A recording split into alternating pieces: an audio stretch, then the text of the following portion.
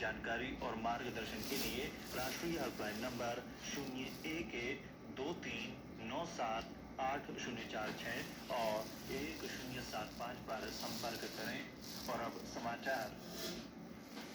प्रधानमंत्री नरेंद्र मोदी ने आज कहा कि एनडीए शासन के तहत कोविड महामारी के बावजूद भारत दुनिया की सबसे तेजी से बढ़ती हुई अर्थव्यवस्था के रूप में आगे बढ़ रहा है।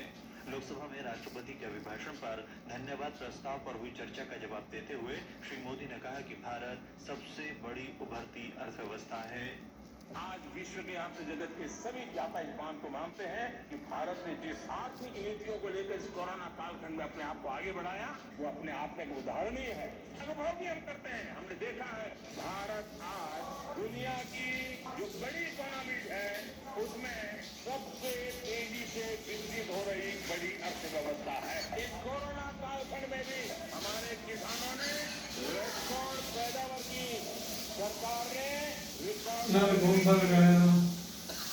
प्रधानमंत्री ने कहा कि जब दुनिया को कोविड महामारी का सामना करने की भारत की क्षमता तो देश ने अपने स्वयं के टीकों के साथ महामारी से निपटने के लिए दुनिया के सामने एक मॉडल पेश किया।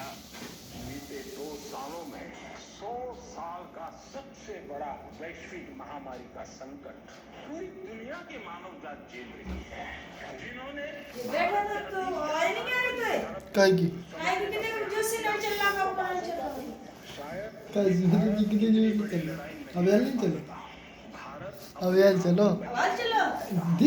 नीचे से आई कितनी देर की आवाज सुन के नहीं, सिर्फ 5 सेकंड है। तो फिर बंद का नहीं करो।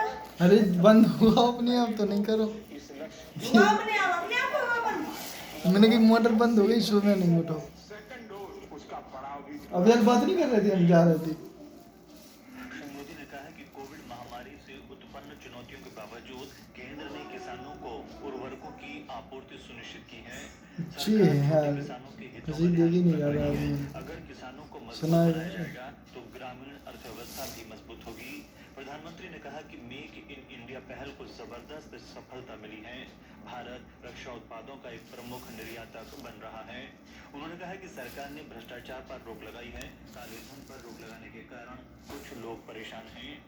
प्रधानमंत्री ने सरकार की उपलब्धियों का उल्लेख करते हुए कहा कि आज गरीब आदमी के जीवन स्तर में सुधार हुआ है। वह गर्व के साथ सिर उठाकर जी रहा है और देश के विकास में योगदान दे रहा है। प्रधानमंत्री ने कहा कि यूपीए सरकार के दूसरे कार्यकाल के दौरान मुद्रास्फीति की दर दोहरे अंकों में थी, जो एनडीए सरकार के दौरान 5% पर आ गई। उन्होंने कहा कि खाद्य मुद्रास्फीति अब 3% के नीचे है।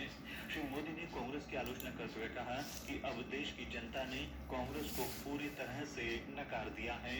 प्रधानमंत्री ने स्वर कोकिला लता मंगेशकर को भी श्रद्धांजलि अर्पित की।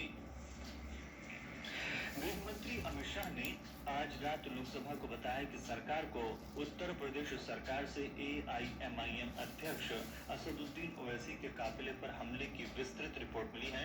3 फरवरी को हुए हमले के बारे में सदन में बयान देते हुए उन्होंने श्री ओवैसी से केंद्रीय रिजर्व पुलिस बल की Z श्रेणी की सुरक्षा के साथ बुलेट प्रूफ कार लेने की सरकार की पेशकश मानने का आग्रह किया। श्री शाह ने कहा कि उत्तर प्रदेश के हापुड़ जिले में हमले के स्थान से फॉरेंसिक साक्ष्य एकत्रित किए जा रहे हैं। राज्य पुलिस ने इस सिलसिले में 2 लोगों को गिरफ्तार किया है।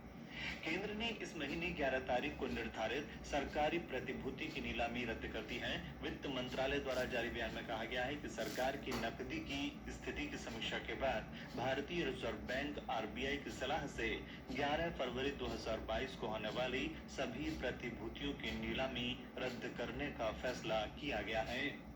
ये समाचार आकाशवाणी से प्रसारित किए जा रहे हैं।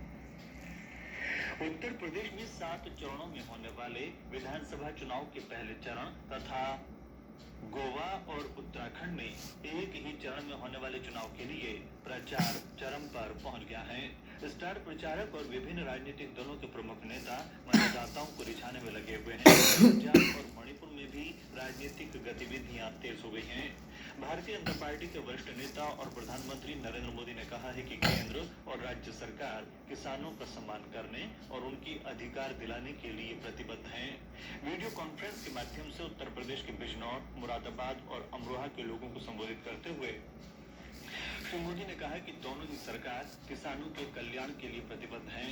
उन्होंने कहा कि पिछले 5 वर्षों में गन्ना किसानों को 1,50,000 करोड़ रुपए से अधिक का भुगतान किया गया है। भारतीय जनता पार्टी प्रदेश के प्रत्येक व्यक्ति को अपना परिवार मानती है। हमारा मंत्र है सबका साथ, सबका विकास, सबका विश्वास और सबका प्रयास। इसलिए बीजेपी की सरकार में भाई भतीजावाद और तुष्टीकरण की कोई जगह नहीं है। जब पीएम आवास योजना में घर मिलता है तो हर गरीब को घर मिलता है। उसकी जाति, उसका पंथ, उसका क्षेत्र नहीं देखा जाता। समाजवादी पार्टी प्रमुख अखिलेश यादव ने आज सहारनपुर में जनसभा को संबोधित किया और कहा कि अगर उनकी पार्टी सत्ता में आती है तो वह कुशल मजदूरों के लिए सामाजिक सुरक्षा योजनाओं को लागू करेंगे। राष्ट्रीय लोकदल प्रमुख जयंत चौधरी ने भी आज मेरठ जिले में प्रचार किया। उत्तर प्रदेश में समाजवादी पार्टी ने आज 24 उम्मीदवारों की एक अन्य सूची जारी की है। पार्टी ने गोरखपुर शहर से मुख्यमंत्री योगी आदित्यनाथ के विरुद्ध शुभावती शुक्ला को चुनाव मैदान में उतारा है। उधर कांग्रेस पार्टी ने 10 महिलाओं सहित 28 उम्मीदवारों की सूची जारी की है। अमेठी से आशीष शुक्ला और कुंडा से योगेश यादव चुनाव मैदान में होंगे।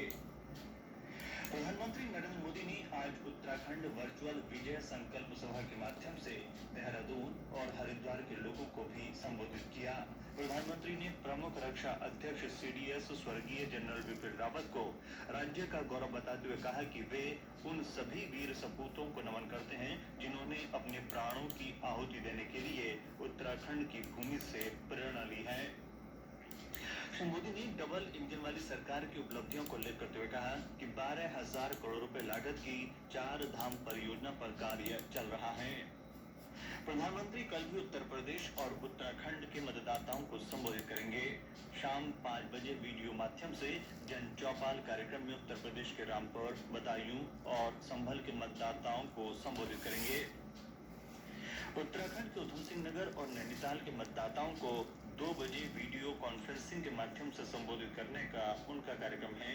श्री मोदी दोपहर 3:30 बजे पंजाब के फिरोजपुर और लुधियाना के मतदाताओं को भी आभासी माध्यम से संबोधित करेंगे। भाजपा के वरिष्ठ नेता और केंद्रीय गृह मंत्री अमित शाह कल लखनऊ में पार्टी का चुनाव घोषणा पत्र जारी करेंगे। भाजपा अध्यक्ष जगत प्रकाश नड्डा कल गोवा के मुरीदा, फातोर्दा और नावेली में 2 जनसभाएं करेंगे। कांग्रेस के छात्र संगठन NSUI की पूर्व अध्यक्ष दमन थिंड बाजवा चंडीगढ़ में आज अपने समर्थकों के साथ भाजपा में शामिल हो गई। सुनाम विधानसभा क्षेत्र से पार्टी द्वारा टिकट देने से इंकार के बाद उन्होंने निर्दलीय उम्मीदवार के तौर पर अपना नामांकन पत्र भरा था, लेकिन शुक्रवार को पंजाब में भाजपा के चुनाव प्रभारी गजेंद्र सिंह शेखावत के साथ बैठक के बाद अपना नामांकन वापस ले लिया। जम्मू कश्मीर में आज शाम पुलवामा जिले के अवंतीपोरा के नंबल इलाके में आतंकवादियों और सुरक्षा बलों के बीच हुई मुठभेड़ में सुरक्षा बलों ने एक आतंकवादी को मार गिराया। अंतिम समाचार मिलने तक पुलिस के अनुसार इलाके में तलाशी अभियान चल रहा था। विस्तृत विवरण की प्रतीक्षा है।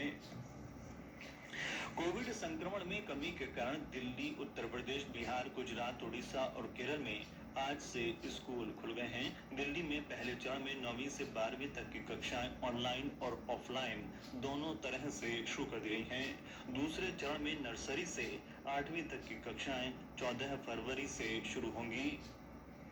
इसके साथ ही ये समाचार बुलेटिन समाप्त हुआ।